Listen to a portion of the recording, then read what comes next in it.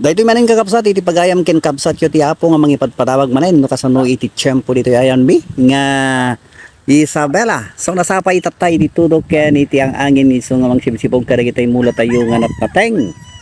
So tatay lang kakapsat kini gayam ket talaga napigsa ti angin.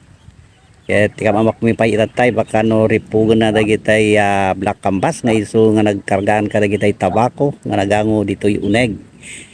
Ket da kami tata dito ay nga kankanay nga nakagwarga kanakantabay kadagitay bakambas tadilakit di tamarpuog. So madino ka iti gango iti tabako inton tiyempo na no natudwan wenno aikan iti danan iti bulong.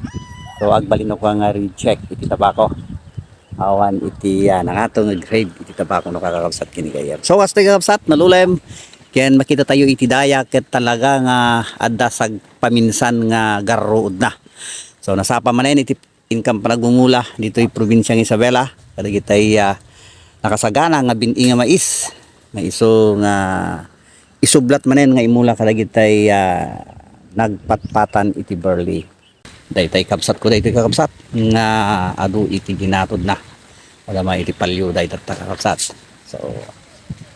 So iti biag dito kakabsat ilagyam-yaman tayo kadagiti nakaadado nga blessings iti apo iti munggal may sakala tayo kang runan na iti salon at ken ragsak tayo nga agbibiyag dito lubong.